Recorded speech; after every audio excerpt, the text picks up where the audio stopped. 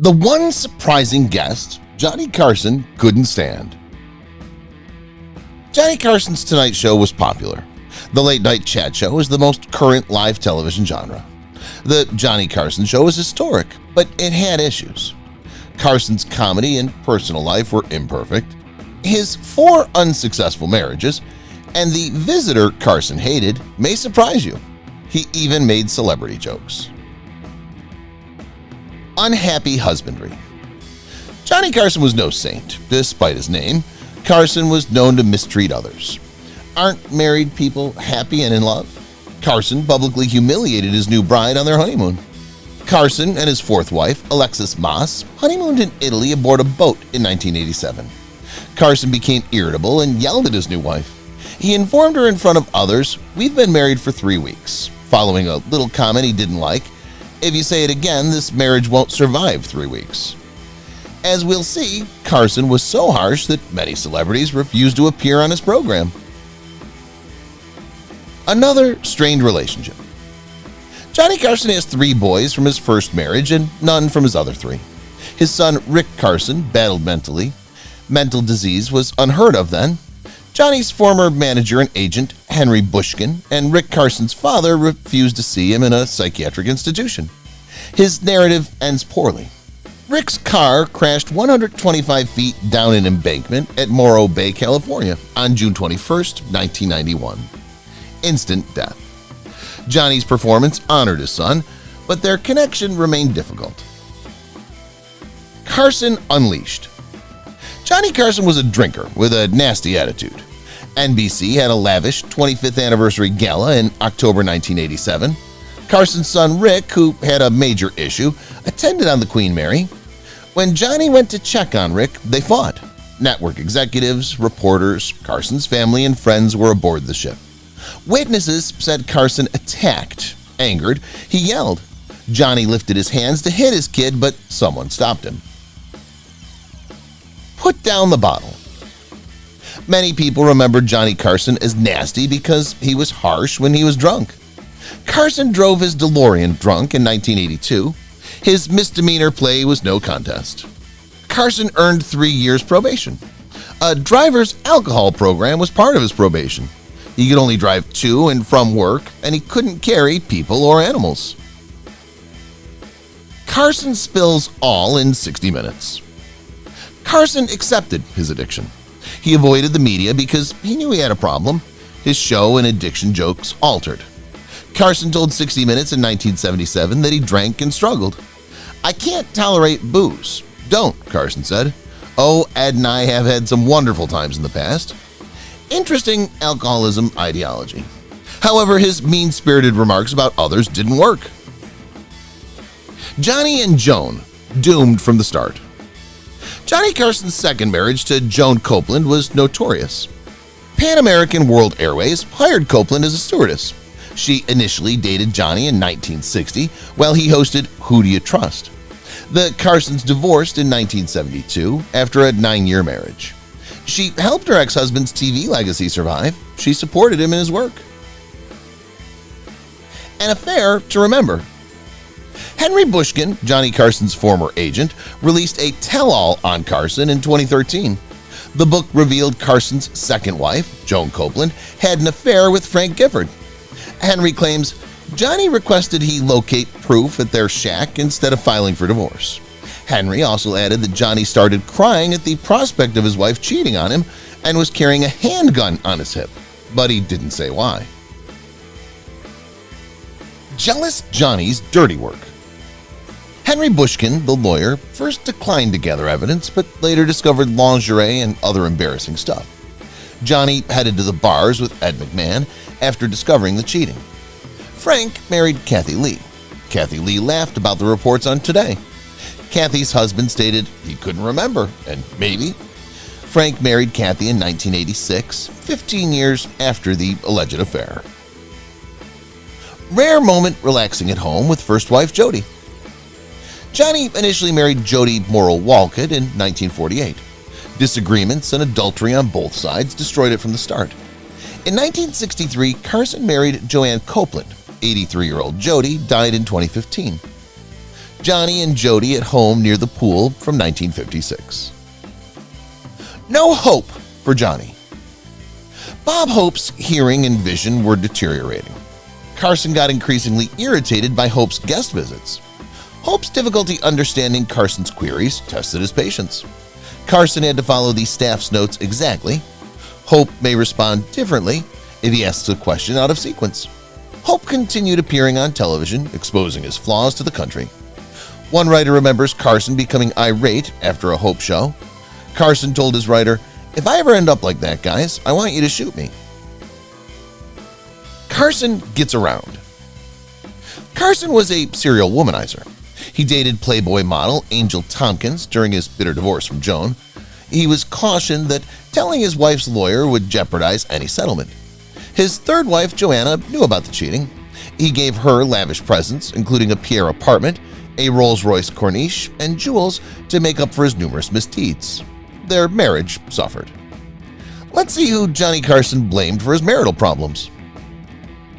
A mother of a problem. Johnny Carson has several personal life troubles. He battled daily with family, friends, and lovers. However, he believed his coldness was caused by his cruel mother, Ruth. One word described his mother: she's the toughest son of an expletive of all of them. Carson continued, he blamed her for his unsuccessful marriages. "That lady is impossible to please. Lady Macbeth, she broke up my marriages." He skipped her funeral. The Wicked Witch is dead. An insensitive jokester. Fat jokes are old and hard to trace. Johnny Carson made fat jokes. He didn't mind exposing someone's weight to millions on national television. Imagine being that person and seeing your reaction. Carson's fat jokes came from NBC veteran Raymond Burr. He stopped appearing on The Tonight Show when Carson's overweight jokes drove him crazy. In 1968 and 1976, he appeared. Losing the deal. In 1980, Johnny Carson pulled out of buying the Aladdin Hotel and Casino in Las Vegas. Wayne Newton's rival organization purchased the land. Carson was angry when the media characterized him as having lost the business, even though it was a personal financial choice. Carson joked about Newton, the new owner, on his program. Newton invested much on masculinity. Carson and Newton had a public dispute. War of Words. Larry King Live later hosted Wayne Newton. "Johnny Carson is mean-spirited," he said. "He injured folks nobody knows about. He chose to target me for some reason. I declined." Newton was sick of the insults. Newton was done. Newton approached Carson and vowed to attack him unless the joke stopped. Carson stopped joking. Carson saw no value in archiving old episodes. Most of Johnny Carson's Tonight Show early episodes are lost. 33 cover 1962 to 1972. Networks erased programs and reused cassettes to record other programs. Common practice. Carson was unfazed by this method. He also suggested that the network make guitar picks from the previous programs since he didn't appreciate them. Over the years, visitors' personal copies have emerged. Fortunately, most of 1973 to 1992 episodes remain intact. Snide comments about Snyder. Carson despised Tom Snyder. His NBC Tomorrow Show followed Carson's. Carson considered him a dummy. The Tomorrow Show, later renamed Tomorrow with Tom Snyder, made Snyder famous. He joined Tom Snyder's Late Late Show. Carson grew enraged and aggressive at Chasen's in the late 1970s. He rantingly despised Snyder. Alcohol-fueled outbursts are unprofessional. The worst guest. Carson hosted numerous late-night visitors. He has preferences and dislikes. Who was his worst guest? Bob Hope didn't impress Carson. Another TV legend, Bob Hope, brought written quips. Carson condemned Hope's insincere conversations. Hope wasn't spontaneous, claimed Carson's former co-head writer, Andrew Nichols. He used his writers for everything. Johnny was nimble, well-read. He studied Swahili, Russian, and astronomy. He liked real-world people. Bob had nothing to discuss. Dealing with Joan and John. Carson was outraged when John Davidson and Joan Rivers received talk programs. He hated their treachery since their shows competed with his. Fox Network aired Rivers. Her 1986 to 1987 time slot directly competed with Carson. Despite the competition, her program was canceled. Rivers commended McMahon on Larry King Live in 2009. She claims Carson never talked to her when she got her own program. Johnny and Joan, a secret past. Joan Rivers and Johnny Carson had a long-running dispute when Johnny felt slighted by her after she departed for her own program. But this wasn't the only incident between them. Joan Rivers' book claimed that they had an affair. Joan's marriage to Edgar Rosenberg apparently included the affair. The comedienne was unfaithful throughout her 22-year marriage to Edgar. It's intriguing to explore if Johnny's banishment of Joan was more about their affair than her demonstrating devotion. Joan and Melissa were devastated when Edgar killed himself. Here's Johnny. Johnny Carson was said to have harassed women on The Tonight Show and guests for years. The show's length and Johnny's good attorneys prevented litigation. Since Johnny's died, it's doubtful that he'd be sued, but several of his previous visitors have spoken up about their experiences with him. As celebs age and write autobiographies, we may hear more. Toilet paper drama. What if toilet paper ran out globally? Isn't that inconceivable? In December 1973, Carson joked on Tonight about a toilet paper shortage, causing panic. Given his viewership, panic purchasing and stockpiling throughout the U.S. shouldn't be surprising. The result? Stores emptied, triggering a weeks-long scarcity. Stores and toilet paper producers rationed supply until the panic faded. Carson apologized in January 1974. The New York Times termed this a classic study of rumor dissemination. Johnny sued a portable toilet manufacturer. Toilet paper rumors, panic, and portable toilets with amusing names. Here's Johnny was the name of a portable toilet firm sought. The issue? Johnny Carson starts his program with the words. Carson won a 1977 portable toilet lawsuit. The U.S. District Court for the Eastern District of Michigan prohibited Braxton from using Here's Johnny. After a decade and 2 appeals, Carson was granted a right of publicity in that term. Johnny's not welcome in this neighborhood. Nobody bothers everyone's favorite neighbor. Carson parodied Mr. Rogers on his program.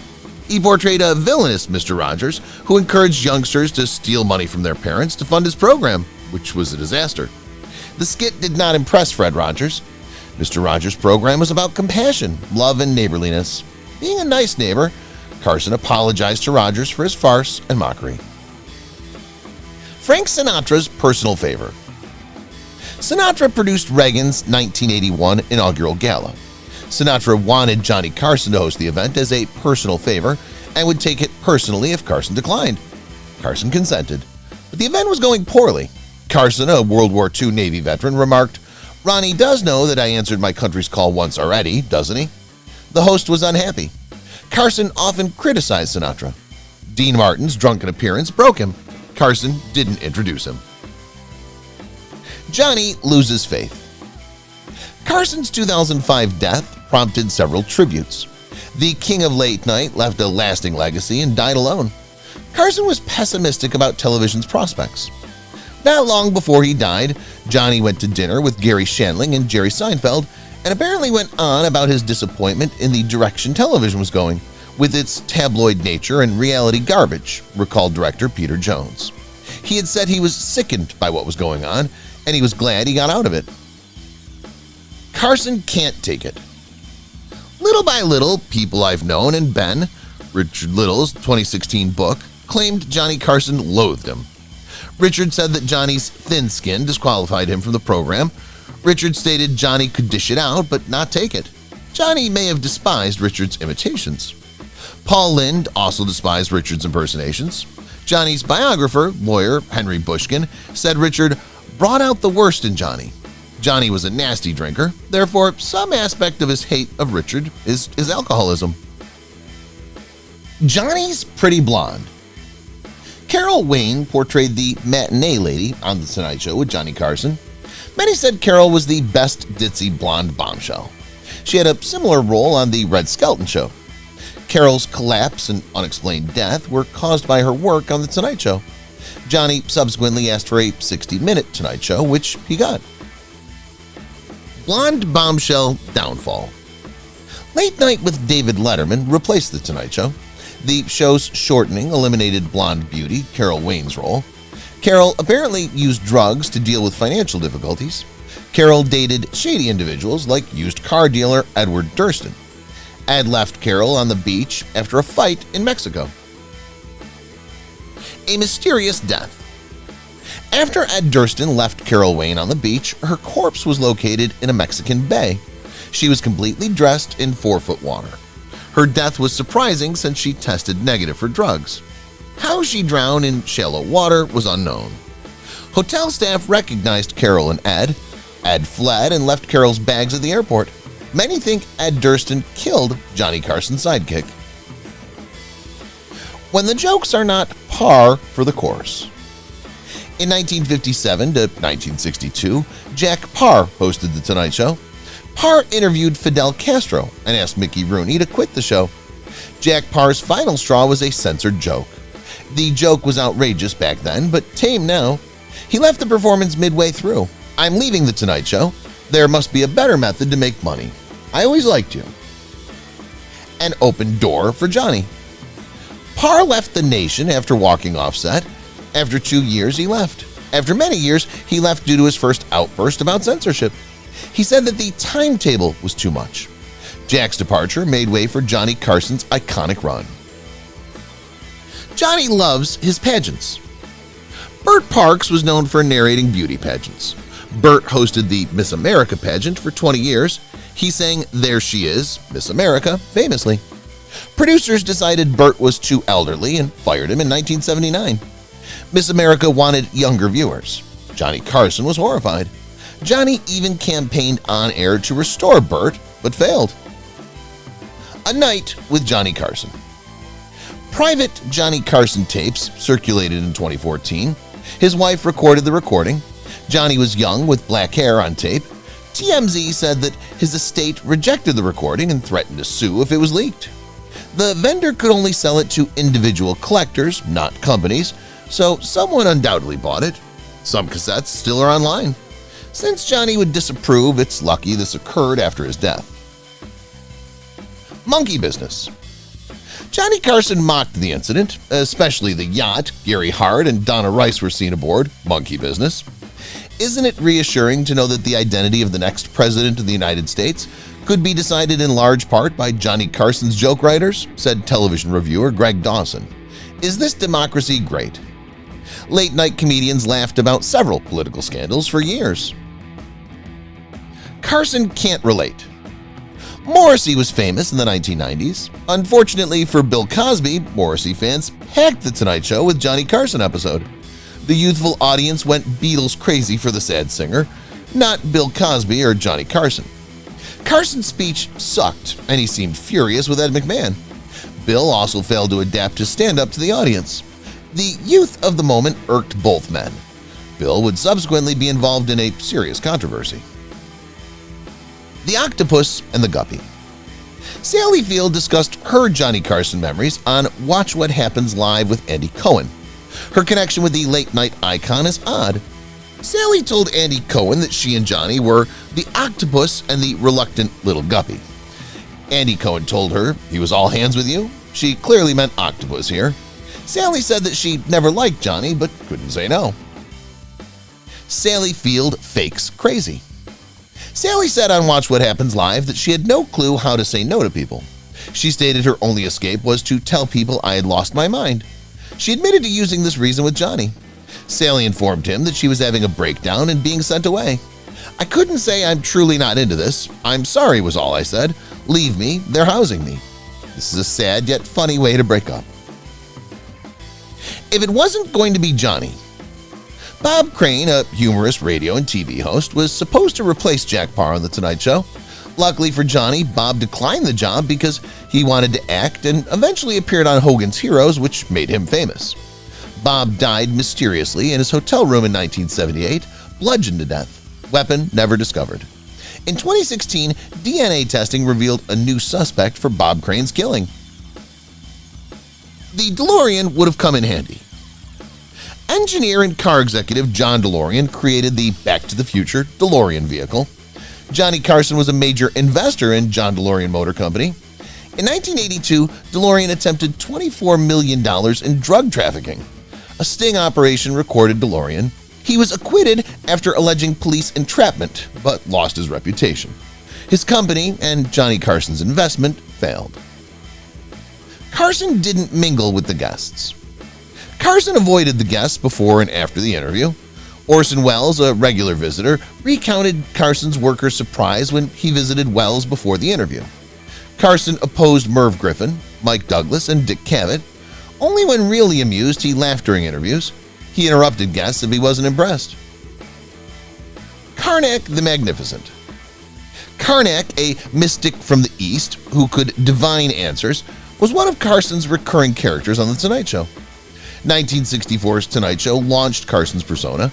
Indian music would accompany Karnak's entrance. He stumbled to the desk. Ed McMahon introduced Karnak.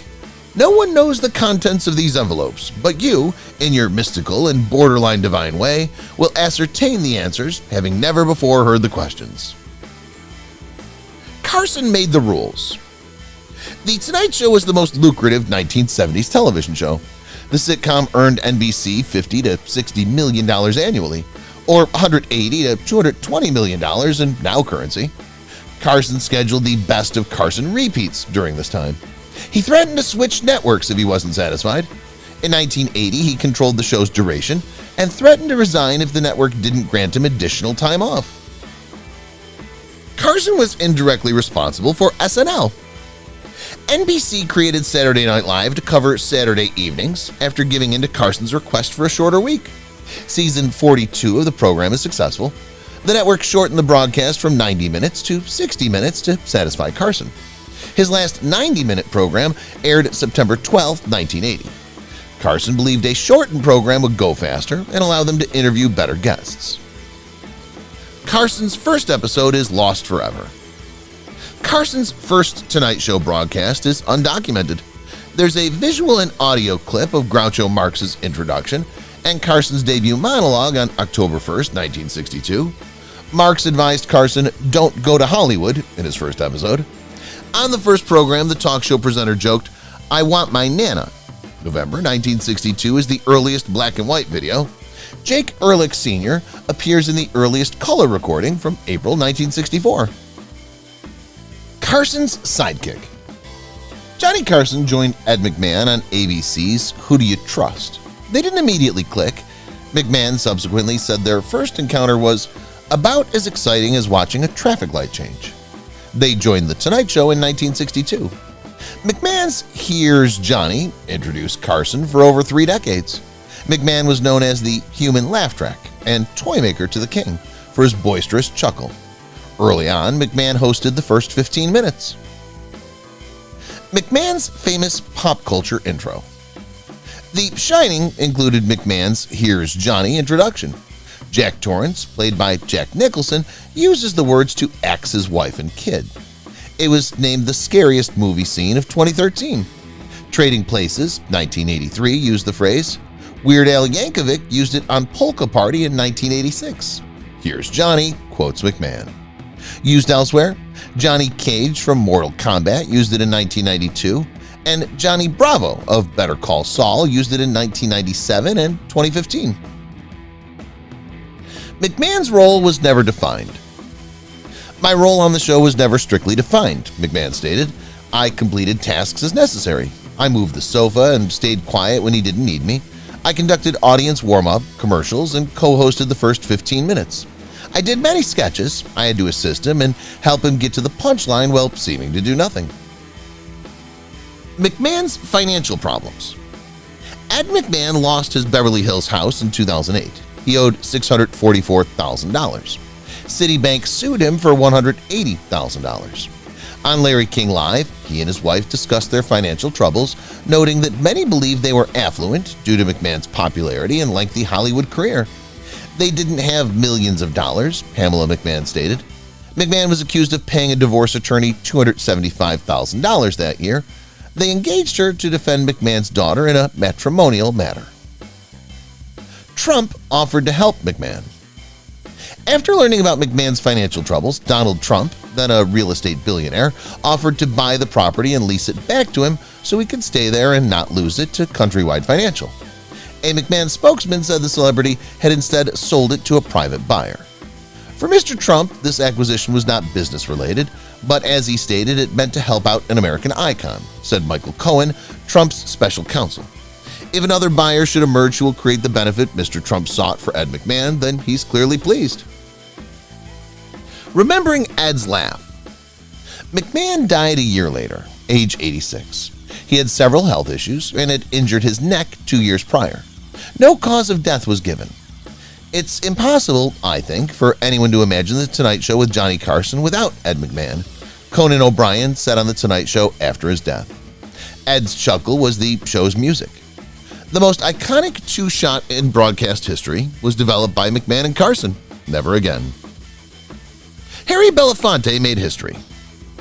When on vacation or needing a night off, Carson often used guest hosts for a week. Harry Belafonte's week-long 1968 hosting created history. The first African-American to host the Tonight program or any talk program. Robert F. Kennedy and Martin Luther King Jr. visited him. Kermit the Frog hosted April 2nd, 1979. Naturally, several Muppets joined him. Frank Oz voiced Animal and Fozzie Bear. Carson sent jokes to David Letterman. Carson, who departed The Tonight Show in 1992, watched late-night talk programs and maintained in contact with many of his pals, including David Letterman. Carson may have seen Jay Leno's Tonight Show. Carson's pal, Peter Lassley, informed reporters that Carson read the newspaper every day and still came up with gags that would have been in his monologues if he was still working. Carson supplied several gags to Letterman, who used them in his monologues. Memorable quotes. The New York Daily News gathered Carson's best statements for his 90th birthday in 2015. Some classics on premature celebrity deaths. If life was fair, Elvis would still be alive and all the impersonators would be dead. On politics, democracy means that anyone can grow up to be president and anyone who doesn't can be vice president. Going out on top. Carson, who was not emotional, aired his best highlights and interviewed his favorite guests near the conclusion of his late-night tenure. He retired to finish strong. Everything ends, nothing lasts, he warned his team. 30 years suffices. Well, you're still doing well, it's time to go. His second-to-last show received a 2-minute standing ovation. Robin Williams and Bette Midler visited. The most emotional moment of Bette Midler's life. On Carson's final episode, she and Carson performed Here's That Rainy Day. She sang One for My Baby and One More for the Road, which made Carson cry. They've never shared screen time. Her performance captivated the crowd, and she, Carson, and guest Robin Williams took another bow after taping. Midler subsequently remarked the performance was her most emotional. The luckiest man in the world. On May 22, 1992, 50 million watched Carson's farewell show. He informed the studio audience and TV viewers he was one of the luckiest people in the world from a stool in the middle of the stage. I found something I always wanted to do and I've enjoyed every single minute, he stated. I thank my 30-year stage mates, Ed McMahon, Doc Severinsen, and viewers. I can only say that it's been a delight to entertain you in your homes all these years. Remembering an icon.